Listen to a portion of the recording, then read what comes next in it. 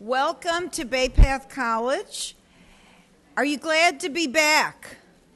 Let's do a round of applause for our alumni that are back. I love it.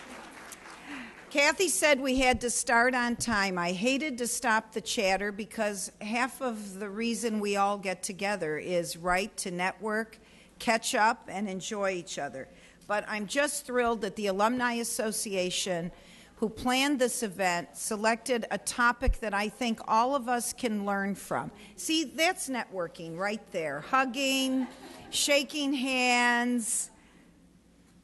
And I have to tell you, for all of you that I've had an opportunity to say hello to, and we certainly will have a few moments after our event tonight, it's been great to see some of you come back. We have students here from 1970, 82, a few of you from the class of 2012. Who's here from the class of 2012? Let's give them a round of applause. I have to tell you, they had the most spectacular commencement at the Mass Mutual Center. For those of you from 1970 and 1982, you were probably here when this college was maybe 400 students, 500 students. We had 574 graduates participate, 712 who actually received a diploma, because we have many of our students online now. So I'm so proud of our class of 2012. I'm proud of all of you. But it was a great event, and we had Katie Coleman, retired Colonel, Katie Coleman, who's an astronaut, and she showed pictures where she spent 159 days in space last year, one of a few women astronauts. So I think our students were in outer space during the ceremony, but they certainly were learning from an incredible woman scientist. But I wanted to just give you a few updates. How many of you realize that Bay Path College just received our provisional accreditation to offer a Master's of Science in Physician Assistant Studies? How many of you knew this? Well, if you didn't, we are on the move, and we recruited 24 students like that, because physician assistants today earn approximately $100,000 on average when they graduate with a 2-year master's degree. It is like starting a medical school, and for those of you who haven't been in CAR in a long time, just venture down to the lower levels someday, and you will see 10 examining rooms, just like you would see at Bay State Medical or Mercy Medical Center. It is incredible to think that we have medical doctors on our faculty now, physician assistants. It is a really wonderful program to offer for this region, and we're very community-oriented, so many of our students will be in the clinics in the inner city and will be certainly around the Connecticut and Massachusetts areas. So we're thrilled about our PA program. We'll start a major in September in neuroscience at the bachelor's level. Can you believe that? We've recruited a neuroscientist from Delaware. Her husband, ironically, happened to be a biochemist. We said, come on, we'll hire you too. Dr. Melissa Morris-Olson put together the feasibility study, and this program will be extraordinary. One of the fastest growing areas of science, many women, science and psychology, the biology, psychology, and chemistry fields all coming together. And so we are very thrilled to have this extraordinary program. But here's an interesting component, and I give Dr. Princey Manila and Dr. Melissa Morris-Olson credit for this. We have put together a collaboration with Umass Amherst's master's program in neuroscience so that our students in their junior and senior year summers will do research at UMass. They'll stay 4 years with us, and then they'll slide right into the Masters of Science in Neuroscience at UMass. So it's incredible. And let me just share a few of the success stories of our graduates. I know you are all successful, but the students who just graduated from the traditional program who are going on to graduate programs, one case in point, Vanessa Chaplin, who happened to receive the Eagle Award from Dr. Enzo DiGiacomo and Mary Louise DiGiacomo this graduation. She was a forensic science and biology major. She is going to be in the PhD program at Umass Amherst in chemistry, one of only 25 from around the world who were selected for this PhD program, fully paid $23,000 a year in stipend. She will teach, but here's the most incredible part of it all. Only 9 Americans out of the 25 students, and Vanessa Chaplin is one. Another student who worked 3 jobs, one of which she was a waitress at the country club here in Longmeadow. She was a biotech major and a forensic science major. She's going to be at UConn's program in words that I can't even tell you. No, she's going to be in a DNA genetic biology program with bioinformatics as sort of her minor. And she was accepted in this master's program. So it's a very exciting time for me, obviously, and for the staff and faculty to see where our students are going with their Bay Path education. But the most important message about your alma mater is it is moving, it is growing, it is very innovative. And now we have 2,300 students around the world. We have the 3 campuses, but we also have students now taking our online programs around the world. And for those of you who have an aunt or a niece or someone who never completed their education and can't come to a college campus, the online completer program is the place for them, because they will be able to do their last 60 credits at Bay Path's online completer program. It is a fabulous model. We have faculty who are called Educator Coaches, and they not only teach, but they coach and mentor the students through all of their courses so that at the end of their education, they have had content, but they've also had career advice all along the way. I've said to Melissa, the next thing we have to do at Bay Path is a bachelor's degree from freshman year for adult women all the way through the senior year. So know that when you read about the MIT and Harvard connection for this EDX online program that they have modeled together, higher ed is going to change drastically, and I'm going to predict it's going to be very different in the next 5 years. And Bay Path has positioned itself very fortunately with a wonderful program exclusively for women, and we're only one of about 50 colleges in the whole country that can offer an exclusive program for women at the baccalaureate level online. So a distinctive niche that we're going to milk for everything we can. Know it. We love being bold at Bay Path College. I'm going to share one more thing about bold. I love the word bold. And someone said to me, well, what does bold mean to you? And I said, for me, bold means stepping out of your comfort zone and taking a risk, doing something you've never done before. Bold is a woman like you who will come to a session like this and say, you know, I'm still learning and I need to learn. We have a campaign at Bay Path called the Bold Women Campaign, and it's all about trying to help our students be bold women. So if you are able, and if you believe you are bold, or you have a person you want to honor, a mother, an aunt, a faculty member that really changed your life, I want you to pick up this The World Needs More Bold Women brochure. Look at it, think about it, and I hope you'll join us in the Bold Women campaign. It's our 115th anniversary. Jill, where are you, Jill Muttinson? Where's Jill? Jill's back there. And if you're a member of the Chamber of Commerce, Bay Path is going to be honored in September for our 115th anniversary. So all we need is 115 bold women who say, I will contribute to a scholarship for Bay Path College. So I hope that you'll be at the Chamber breakfast. I hope you'll consider joining us and being a bold woman. Now let me just share with you my own personal philosophy about networking, because you're in for a treat when you meet Carin. And I've known her for years, probably as long as I've been at Bay Path. And when you put the two of us together, both of us being extreme extroverts, you will learn so much from this woman. But I wanted to share with you just a few comments about my own personal feelings about networking, because I think it really is an art and a science.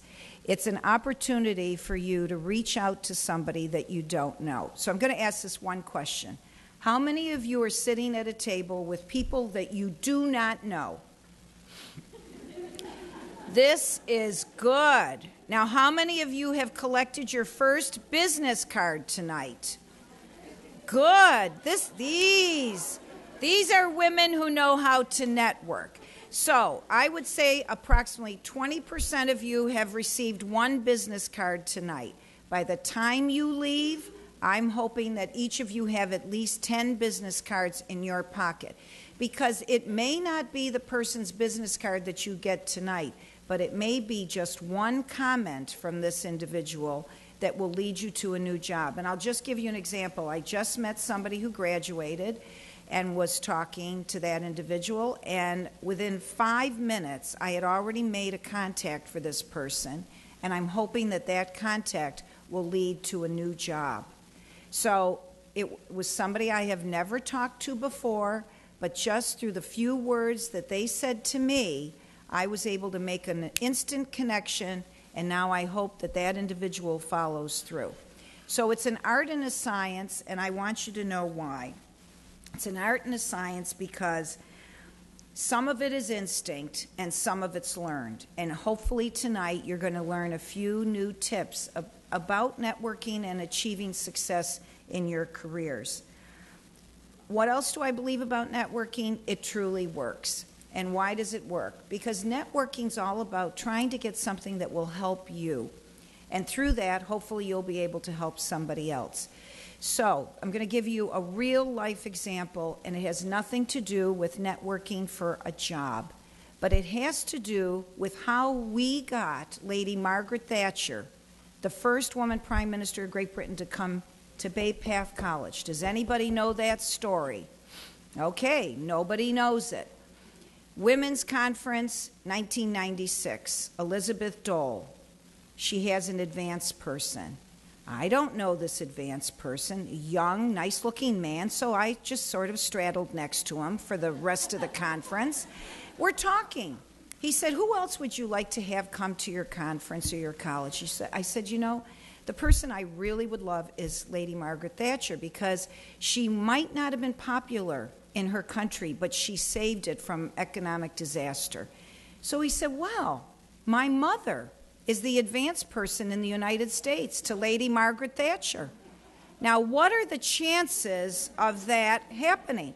So I said, I will take her any month, any day of the year. We'll build the program around her, not around us. So he said, I'll call my mother.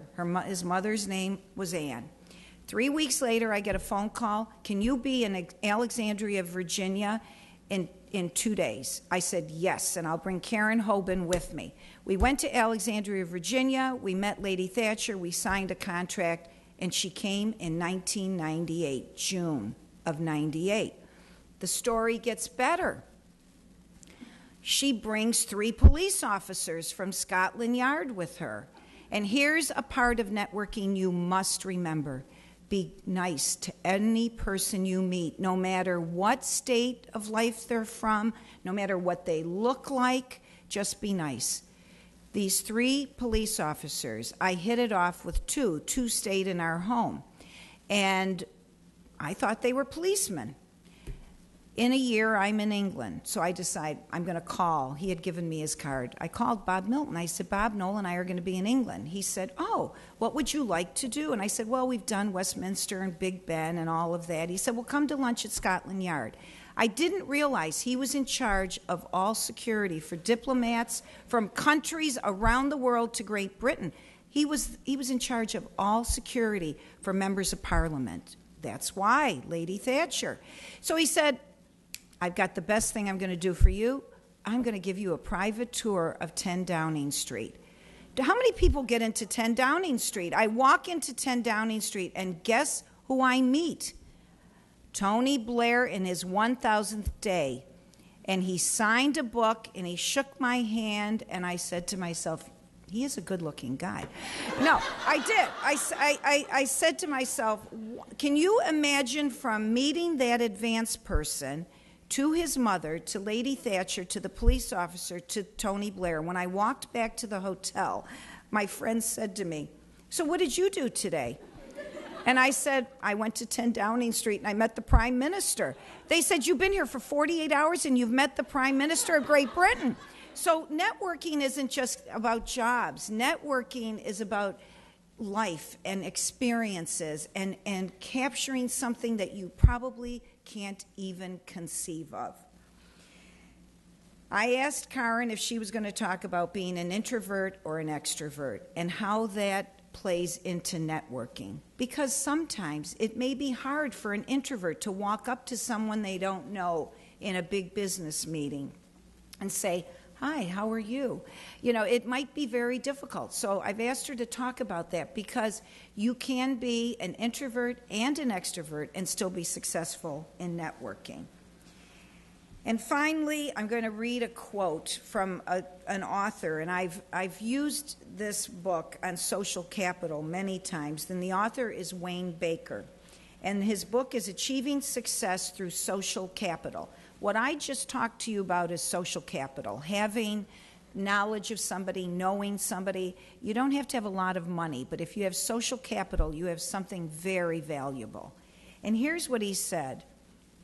He said, it's more than what you know. It's who you know who will help you to produce higher wages for yourself, more promotions, better jobs, and new business opportunities. And I would add, life's treasures. So let me introduce, now that you've heard a few of my networking stories, let me introduce a woman that I think is an extraordinary example of somebody who knows how to work a room. Carin Zinter is an experienced educator, and she's been working in our online program as one of our educator coaches. But she's been in the field of education for nearly 2 decades. She is not only an educator coach at Bay Path, but she is teaching as a senior lecturer in management at Western New England University. These are some of the things I didn't know about Carin, so I thought I'd share it. She's the Chief Operating Officer at the Daily Dot, the hometown newspaper of the World Wide Web. So we're going to have to ask her what that really means. She recently completed the University of Pennsylvania's world-renowned graduate program in applied positive psychology. And when you meet her, she is certainly a woman who has a positive attitude on life. You'll have the opportunity to learn a bit more about how she uses positive psychology and how we will be able to apply it to networking in just a few minutes. But to keep things really interesting, here's what else she does. She is the co-owner and a beekeeper at C&C Orchards. And how many of you ever heard of C&C Orchards? Carin, I had never even known about C&C Orchards, but it's a small apiary that specializes in supplying raw, local honey to restaurants and pastry chefs. And here's a medical fact. For those of you who have allergies, right? Honey from your local community will help you fight your allergies. Am I right, Carin? Okay. But she not only does all of that, but she has been studying martial arts and training for ultra marathons. You have to tell me what an ultra marathon is. Anything longer than 26.2 miles. Longer than 26. I thought you were going to say 0.2. For me, it's 0.2 miles. But she's going to complete a 100-mile race, and she'll be able to check that off her bucket list. Join me in welcoming an extraordinary woman and a bold woman, Carin Zinter.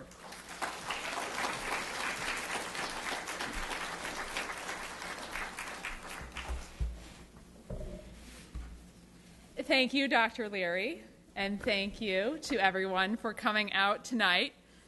After Dr. Leary's stories about networking, well, I think we're done here. I'm not sure I can match some of those stories, but give me a few months. I'll see what I can do.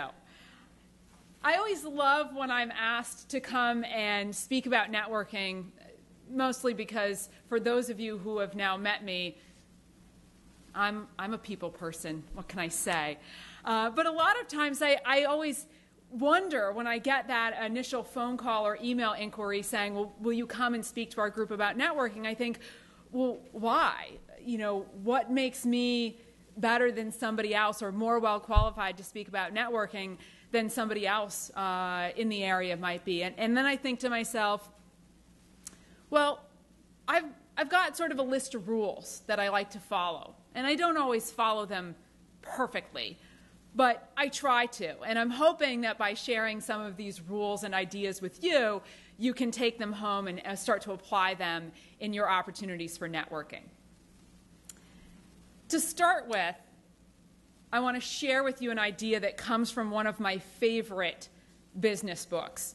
And for those of you who were in the MBA program here and are alums or are currently in the MBA program, I suspect many of you have read Jim Collins' book, Good to Great. How many people have read Good to Great? Oh, excellent. You guys are near and dear to my heart as a result of that. But you know from that book that many great companies, the only thing that makes them different than the good companies is that they've done little things exceptionally well. And in my experience, being a great networker is about doing little things exceptionally well. So to think about positioning yourself as a networker, first of all, recognize that great networkers always have a plan. They have a plan on how they want to build their business, how they want to move it forward, how they're going to communicate effectively, and how they're going to position themselves as an expert. As a result of having this plan and this outlook, people are naturally drawn to them because they recognize somebody who's thought through what they want to accomplish in life. And they acknowledge that that's somebody who's doing little things exceptionally well. So the first thing to think about is, what's your networking plan? And it's interesting that Dr. Leary brought up the idea of social capital, because networking really is all about building social capital. Now, if you aren't really sure what social capital means, it's simply the resources that are available to you through your business and through your personal networks.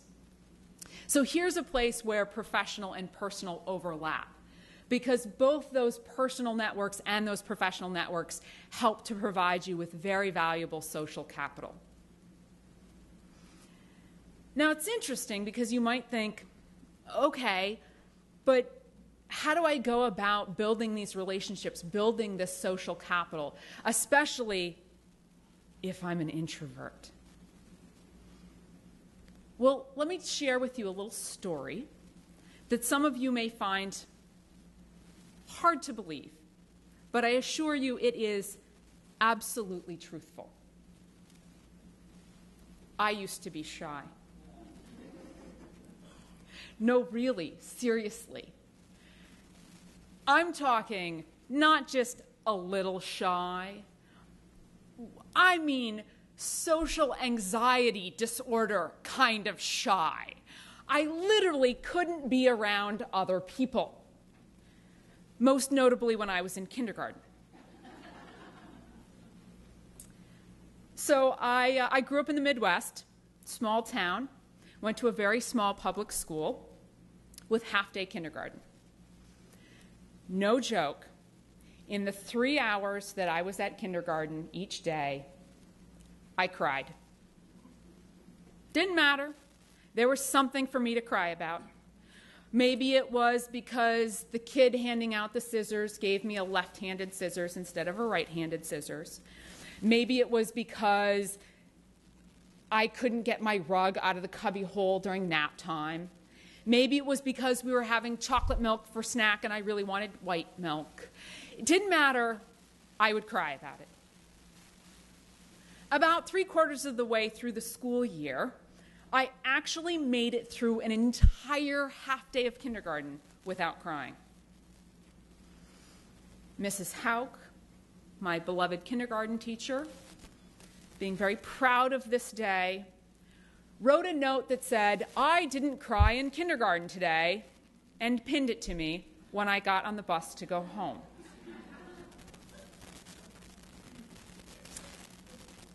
Therapy. Years of it. Just kidding. I did eventually get over that somewhere around middle school, oddly enough, and realized that it was actually a whole lot more fun to be the center of attention than to be the kid that sat in the corner and cried. Not really sure where that epiphany came from. Might have been all of the public speaking contests that my mom decided to sign me up for.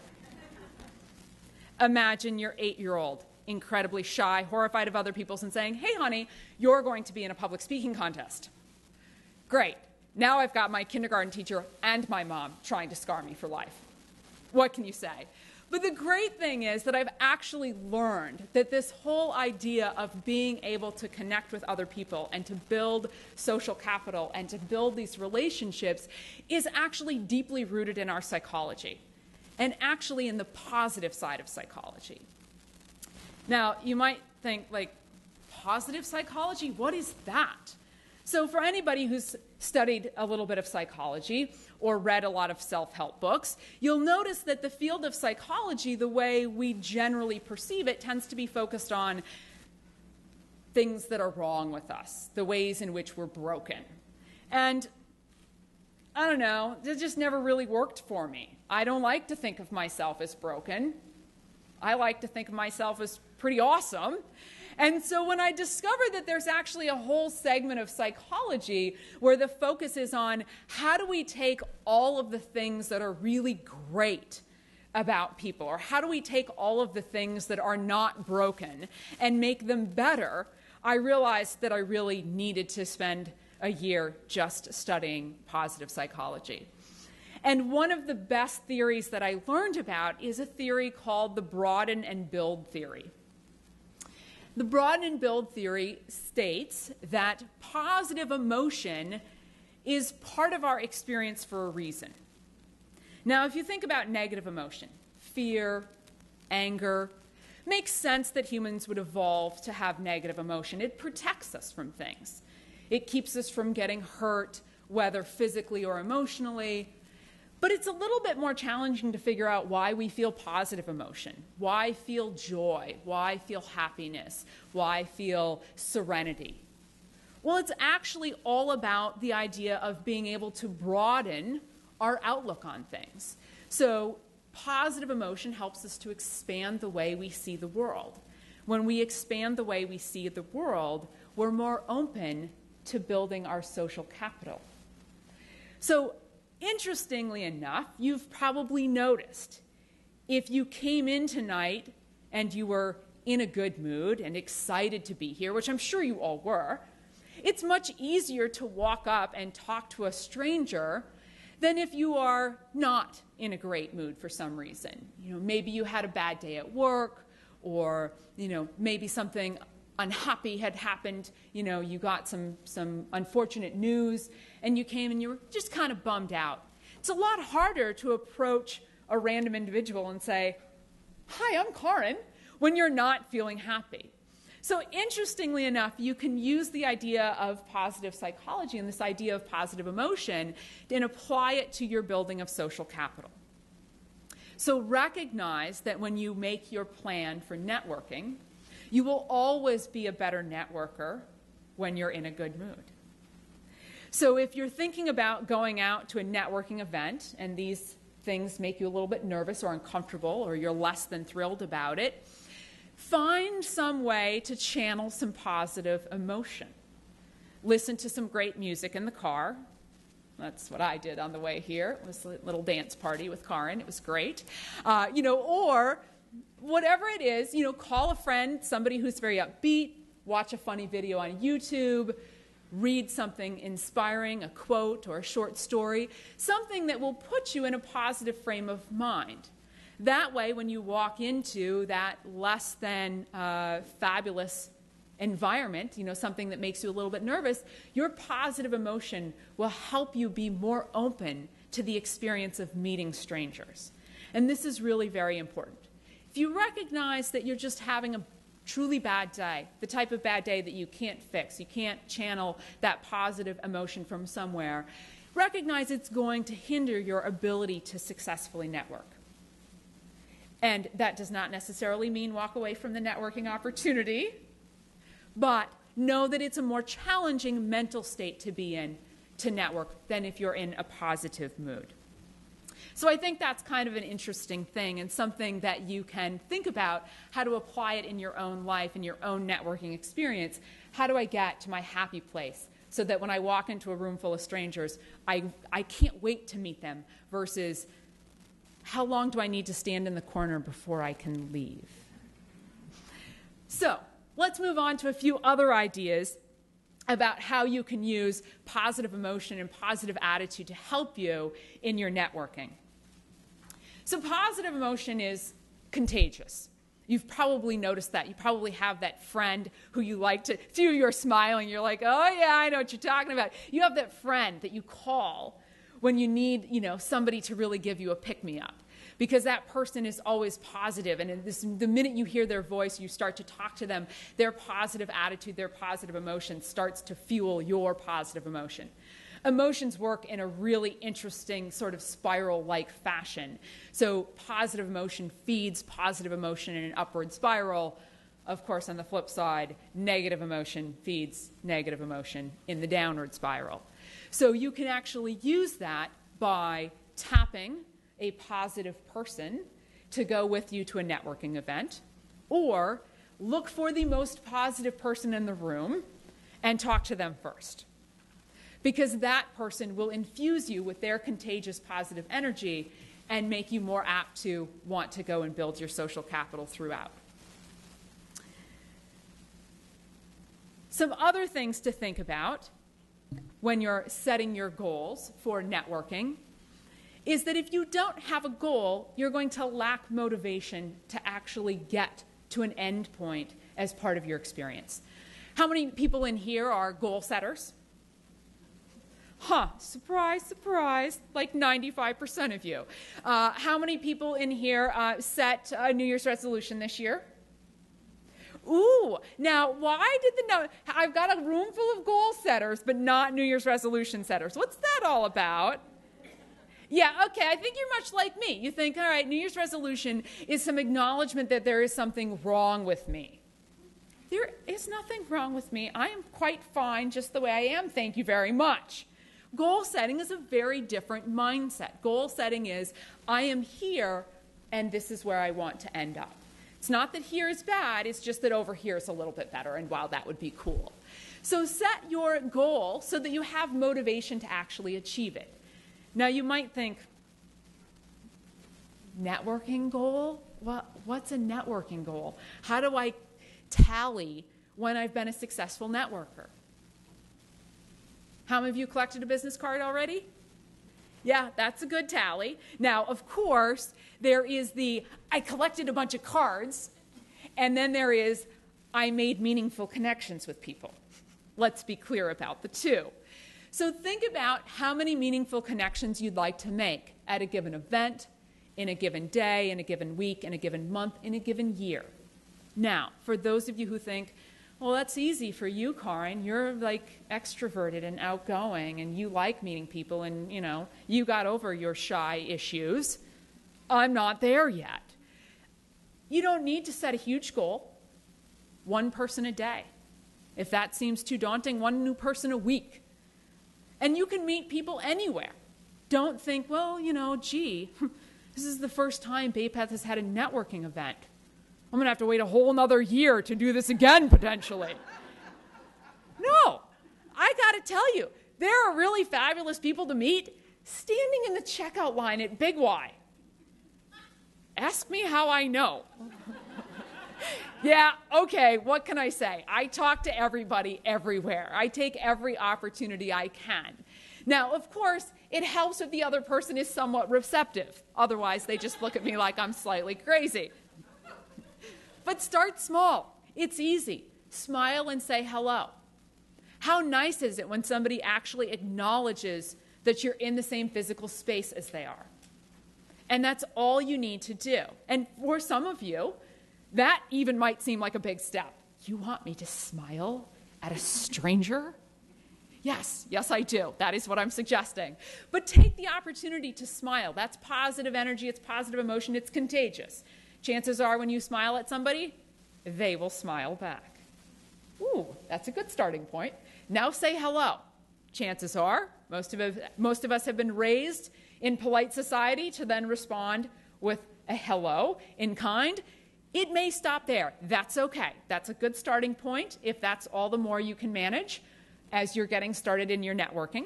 For those of you that are ready for the advanced class, now actually launch into conversation. Now you might think, like what? Pick something. Pick an interesting topic. Now, of course, you can always default to the weather. Because here in New England, if we wait 5 minutes, it'll change. So that's great. You might say, oh, that's really kind of a lame topic. Like, how am I supposed to network with somebody by talking about the weather? It doesn't really matter what you start with, but the idea of, as Dr. Leary pointed out, be nice, is quite useful. So it might be something as, that's a very interesting pin that you're wearing tonight, Kelly. I like that. Where did you get that? Well, that's fantastic. So whatever the case might be, you can start conversations very, very easily. Now, obviously, not everybody is going to become your new best friend. That's okay. That's not necessarily your goal. You're trying to build meaningful relationships. If people are less than receptive, move on. If they're really meant to be part of your social capital in the long run, at some point they will come back into your sphere, and that's totally fine. If not, move on to the next person. So think about how you can start those small conversations and build them into more meaningful conversations. Ask people questions. People love to talk about themselves. Most of us are exceptionally self-centered in that regard. It's great. But if you ask someone questions about themselves, first of all, they're more comfortable and confident answering those questions than asking them something deep and philosophical right off the bat. So start with something easy. Where do you live? Where do you work? What do you do? Do you like it there? How long have you been there? Now, I already met probably a dozen or more people this evening, and most of you probably recognize that that was sort of my string of questioning, was trying to understand a little bit more, not just about your title, but a little bit about how long maybe you've been in your job, and do you enjoy it, and do you envision yourself being there for the long term? Or are you looking to do something else? Now, it's great because people say, oh, okay, great. I get to talk about myself. It's nice. It's very easy. It's a safe, comfortable topic for most people. But it also gives me a little bit of an insight as to what do you like as a person? The type of place that you work and the type of work that you do, and whether you enjoy it, that's really helpful. It helps me to understand a little bit more about you, and also to think about how I might ultimately be able to help you in some way. Perhaps you have a job opening and you're looking to hire somebody, and I know somebody with a skill set that matches that particular job opening. Or perhaps you're looking to move on to a different job, and I happen to know someplace that has a job opening that you might be a good fit for.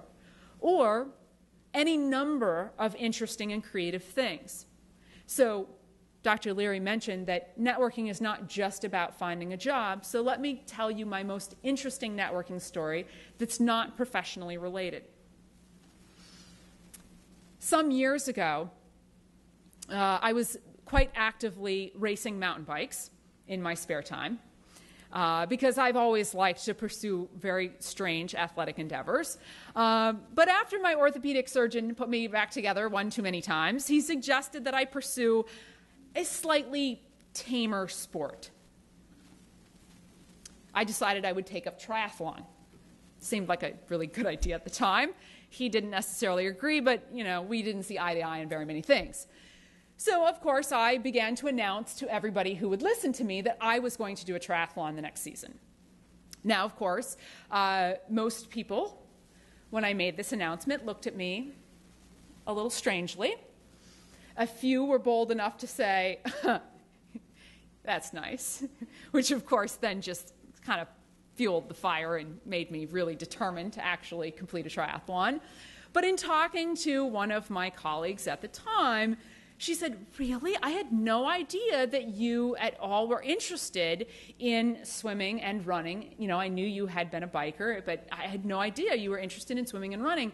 I, too, am a swimmer, and there is this really fantastic master's swim team right down the street from where you live that practices Monday, Wednesday, Friday mornings at 6 a.m. You should think about joining them. So this is one of those moments when I thought, why is it that I tell people about my crazy dreams? Because then they suggest that I should actually take crazy steps to achieve them. But I thought, well, this is really kind of interesting. I, first of all, literally had no idea there was a master swim team 3 blocks away from me. Also didn't know that anybody would actually want to get in a pool at 6 a.m. Still haven't quite figured that part out.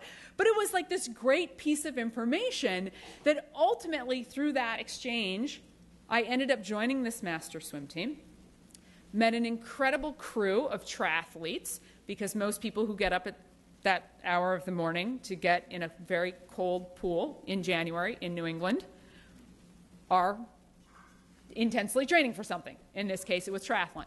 So I joined this team and swam with this group of triathletes and ended up ultimately racing triathlons for about the next 8 years, all just because I suddenly had a group of people to support me and a network to support me that I didn't know existed previously.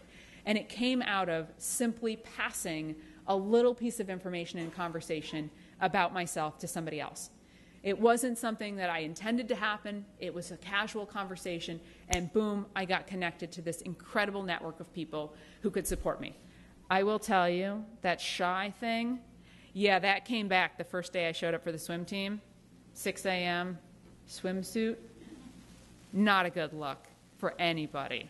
And I suddenly was like, I don't know that I can do this. But, you know, I'm one that as soon as I feel any sort of fear, I'm like, okay, now I got to take the bull by the horns and let's get this thing done. So networking can be a great way to connect you to not just professional goals, but also a lot of personal goals.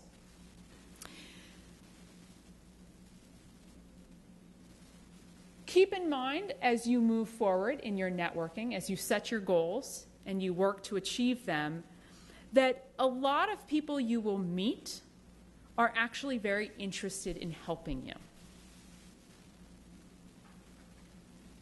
Now, really? Seriously? Yeah, guess what? Most people network not in order to help themselves, but to help other people. And you might wonder, why is it that people would be so giving of themselves in this way? Let's go back to some positive psychology. So this interesting concept in positive psychology called the helper's high. How many people here have ever volunteered? How many people here volunteer regularly? How many people enjoy their volunteer work? Why? It's giving back. You get as much out of it as the organization that you're giving to or the individual that you're giving to. You know, you think about the old saying, it's better to give than to receive, and we usually think about that in the sense of Christmas gifts, you know, but it works the same way when you're networking. Most people network not so much to help themselves, but to help other people because they get what's called a helper's high. They actually enjoy being able to help somebody else in some way. It's a really incredible psychological impact that people have, and seeing other people succeed helps fuel their own positive emotion. So as I talk to people and make connections with them, I feel good. And when I feel good, it makes me want to go do more good things for other people. And many of you probably have recognized that in your volunteer work. View your networking as a way to do the same thing on a very individual, personal level for people.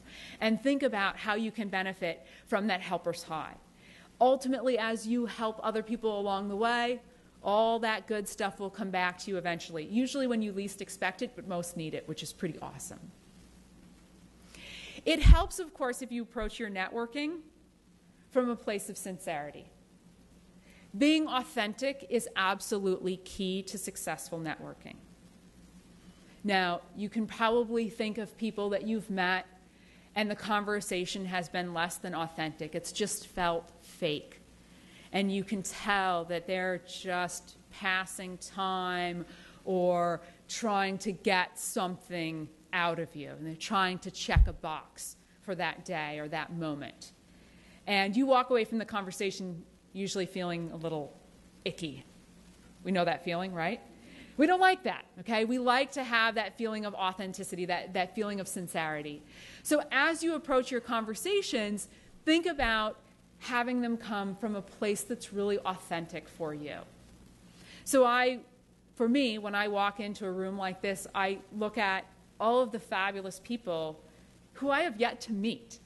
To me, that's like a giant treasure chest. What might I find tonight when I walk into this room? What might happen as I have conversations with people? Who might I meet that is interesting and unique and will in some way potentially change my life because I can share with them a particular piece of information or a connection, or they share something with me, perhaps without even knowing it. So think about, from a very authentic, sort of centered place, how it is you want to approach your networking and how it is you can actually build those connections in a way that feels very sincere and real. People spot insincerity a mile away, and they will steer clear of you. And if you've had any sort of negative experience with networking, and likely that has been part of that puzzle, where you've just walked away saying, there was nothing good there. It wasn't from a place of authenticity. Some ways to make sure that you actually are being authentic. So if you're sort of questioning, like, how do I know? How do I know when I'm doing it right? Am I just supposed to feel it? For most of us, that's the way it works. But a way to kind of double check is pay attention to how you're making eye contact with people. So think about it as you talk to somebody. If you're doing a lot of that, that's not being sincere. You're not really trying to engage with that person. You're not really trying to connect with that person. You're quite distracted by any number of other things. Now, that, of course, is the sort of old school version of the insincerity or the lack of connection.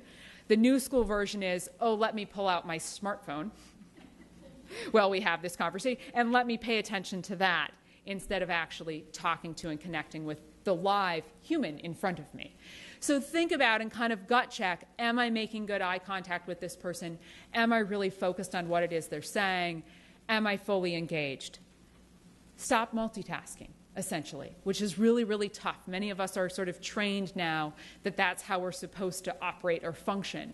In reality, most humans are really bad multitaskers.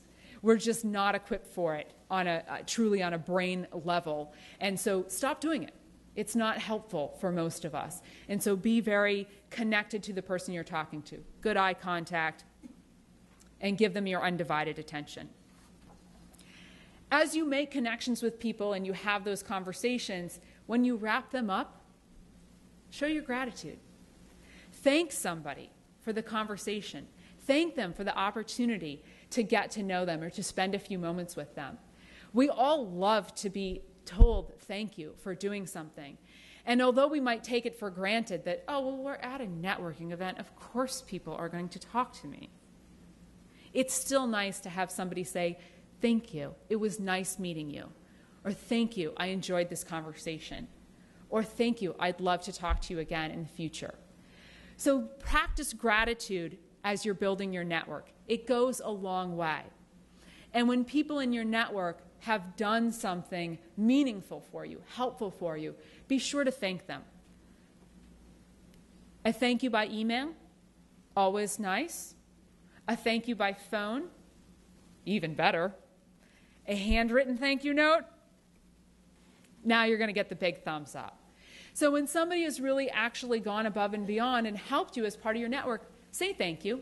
It's one of our most basic tenets that we've been taught since we were very, very young. But many of us take for granted our personal and professional connections and forget to take that moment to say thank you. I had a young woman today who actually asked me to connect her to some people in my professional network as she was doing some job searching and investigating some organizational culture at different companies she might like to work in. And it was so great to just get an email from her saying, thank you so much, for taking the time. I'm literally spent maybe 5 minutes sending a couple of quick emails like, hey, so-and-so, I'd like you to meet so-and-so, and can you guys, talk and do your thing, because I think she's a great fit for your organization, and here, go make this happen. Was not a lot of effort on my part, yet this email that she sent me was very effusive, and really, it was quite obvious that her gratitude was very deep for me taking the time to do that. So make sure that you take a few moments and you send that thank you email, or you pick up the phone and make that call, or when it's a really big deal, the handwritten tops it like nothing else. Well, we've only got a few minutes remaining, so I just want to give you a few other things to think about as you go into your different networking activities. Body language, huge. And since most networking is best done face-to-face, live and in person, the social networking, the online virtual networking is sort of a whole different category that we could get into, but I don't have the time for that tonight. So think about your body language. Now, obviously, approaching somebody, making great eye contact, with the arms, not crossed, that kind of withdrawn, like, oh my gosh, don't talk to me, is always a good way to think about approaching somebody in your body language. But recognize that you make that first impression within the first 3 seconds. So think about and it's really your body language that's actually conveying that message in the first 3 seconds. You haven't had a chance to say anything yet. So it's about your body language. And most notably, it's usually about your facial expression. Most of us are heavily dependent upon understanding somebody's mood or their attitude or what emotion they're feeling by looking at somebody's face. Eyes are incredibly expressive. So if you happen to be wearing sunglasses and you're walking into an event, take them off first. It seems like such a small thing, but we tend to immediately shy away from people wearing sunglasses because we can't read their facial expression as well as we can when we can see their eyes. So keep that in mind. So make that first impression by having great body language. That's actually going to, even as you start to communicate with somebody, communicate 55% of your message. So your body language, if it trumps what you're actually saying, that's what people will pay attention to. And it's usually how people are reading that level of insincerity, because your body language, your facial expression doesn't match your voice and your voice tone. The words you actually say carry a very small amount of weight. So for those of you who feel that part of your concern or your shyness comes out of, I don't know what to say, the actual words you say impact that relationship building or communicate your message a mere 7%. That's a tiny, tiny amount of the conversation. The other 38% is actually your voice tone. So if you're very monotone and uninteresting to listen to or talk to, then you're not going to get very far. Which obviously explains why I'm fairly animated and excited to be up here, because even if you weren't hearing the words that I was saying, the body language and the voice tone communicates so much about the topic, which is really, be enthusiastic. Networking is awesome. I mean, that was really kind of all I had to say, right? So think about all of that as you go into networking situations. Now, for those of you who are still feeling like, okay, this is all great, but I'm now about to walk into the event. I'm about to walk up to a stranger, and I just can't bring myself to do it. Give me the first crucial steps. Like, what do I say? What do I do? It's actually quite simple. Most people don't like networking. Most people, even when they're extroverted, get a little bit nervous about meeting a stranger. So there are plenty of times I walked in tonight and I didn't immediately see somebody that I knew. And I know a number of people here. So the fact that I walked in and was like, oh, I don't see any of my friends. What am I going to do? Even I have that immediate gut reaction of, what am I supposed to do? But I know how to override it. And I know that looking around the room, most other people probably feel some level of hesitation about approaching a stranger. And so I realized, you know what? I'm going to make somebody's day. Because I'm going to walk up to them and I'm going to introduce myself. I'm going to be the one that takes the enormous risk. And that other person is probably going to go, oh, thank you. You just saved me. Now I don't have to take the risk. I get to just talk to you. You've already broken the ice. And so it's actually quite easy. I simply use the, hi, I'm Carin. Most people will respond in kind because we're well trained to then respond with a greeting and to say our name. Shaking hands is also kind of a bonus, so I'm a big fan of the put your hand out, shake somebody's hand. But really, once you've gotten there, you are 90% of the way into the conversation. Because the hardest part is that initial, let me cross the line, let me get over that really scary part of actually putting myself out there. But if you practice this, one thing you'll discover is that most times it goes pretty easily.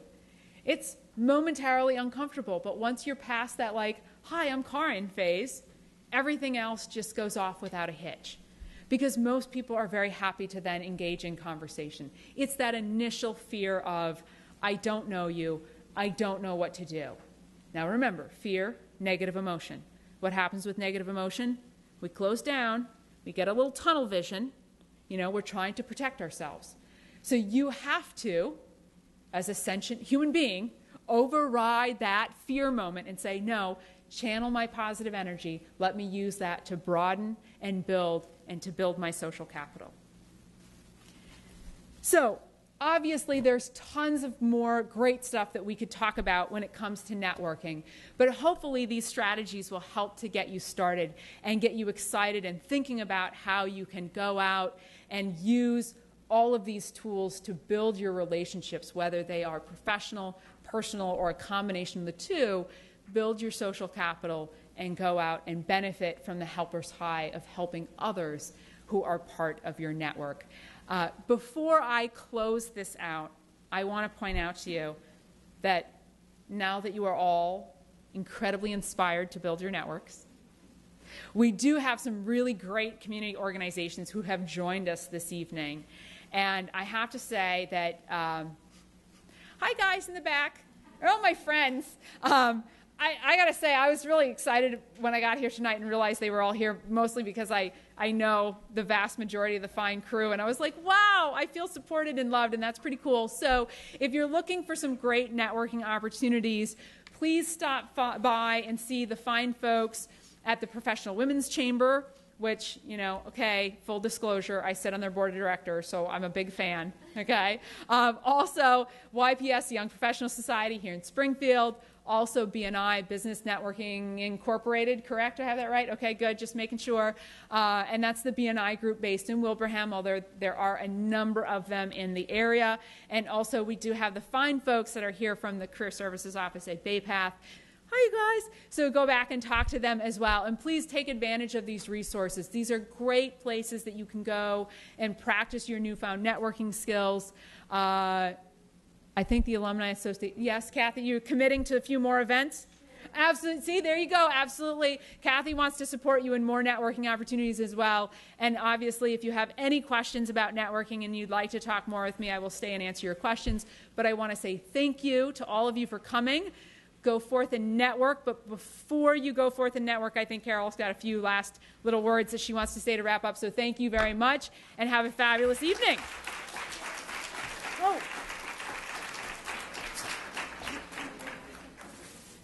You may have some questions that you have for Carin right now, and I hope you'll ask them. Totally, really. I can see there's one there, two there, and also we want to know from you, what do you want us to present next that will help you in your career success, your networking, your search for maybe a new job? Please let us know, because then we will get someone like Carin to do that for the next session. Right, Kath? Yes. And there are evaluation forms. And we do have some, wait a minute, where's the gift? Oh, this is the gift. We do have a gift for Carin. Oh, thank you. I know it. And you did a fabulous job. Thank you. Thank you. I can't tell you. I mean, is she an extrovert, extreme extrovert? Okay, so some questions. Yes, let me Jane, field some I know questions. Jane has one first. First, thank you so much. Oh, thank you. You reminded me that elementary school and I almost really do it. Absolutely. Yeah, both of you. You're dynamite to it. One quick, actually two-parter. If you're using networking when you're in a negative mood, negative position, why would you not walk away from that until you're in a more positive environment where you're negative, you're myopic, you're blind? I was not shocked, right? I would have walked away from working right now. I wonder how you would deal with turning that around, and you don't have that much time to do it. That's the first part. Okay, so let me address that. So the question is, you're in a negative mood, you know you've got this negative emotion, it's kind of closing you down, and yet you need to go into a networking event.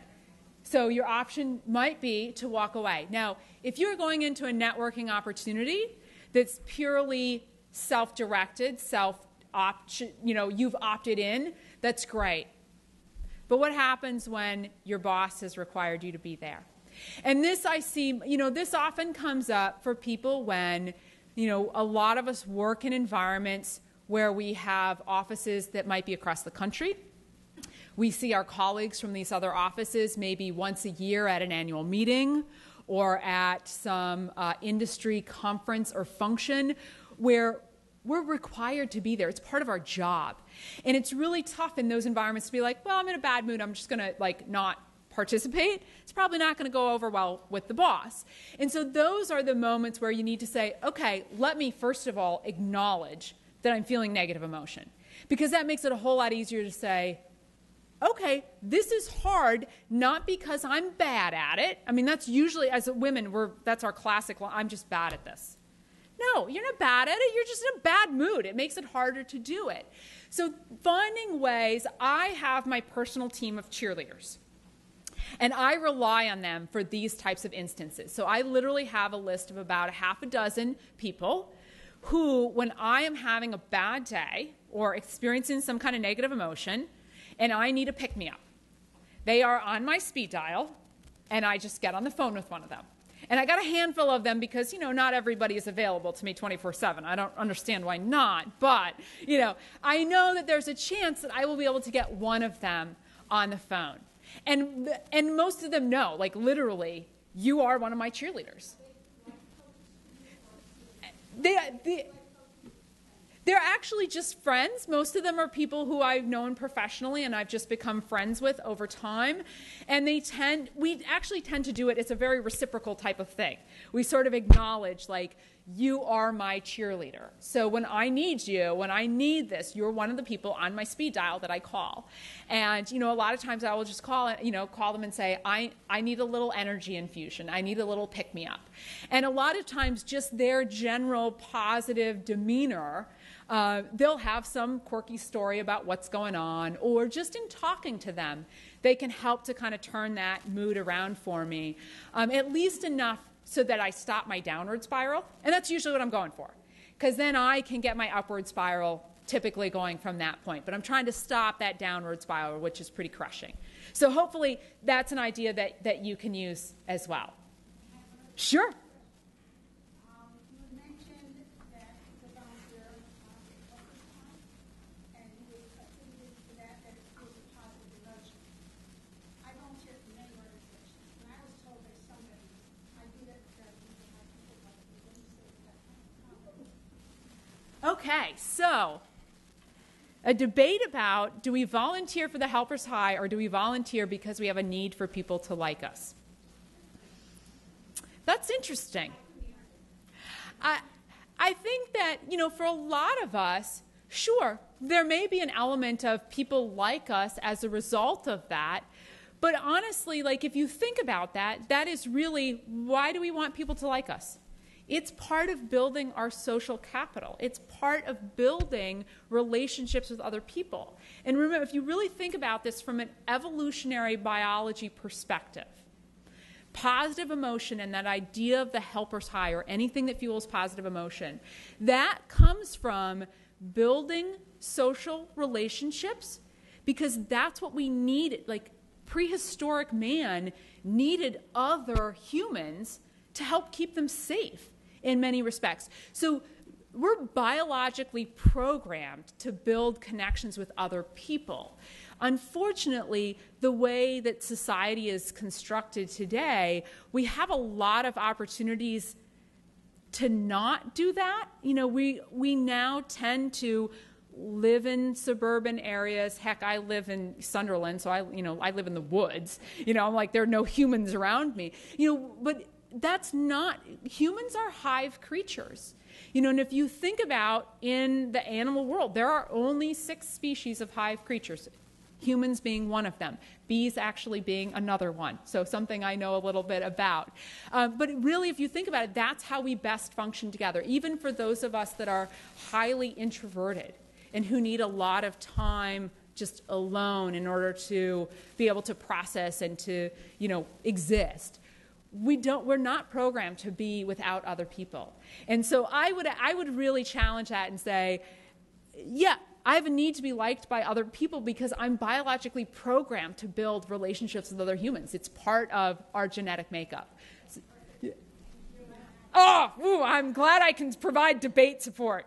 Okay, I saw a few other hands, so please, other questions. I would be happy to take them. Mercy, yes. You don't know my name. I tried.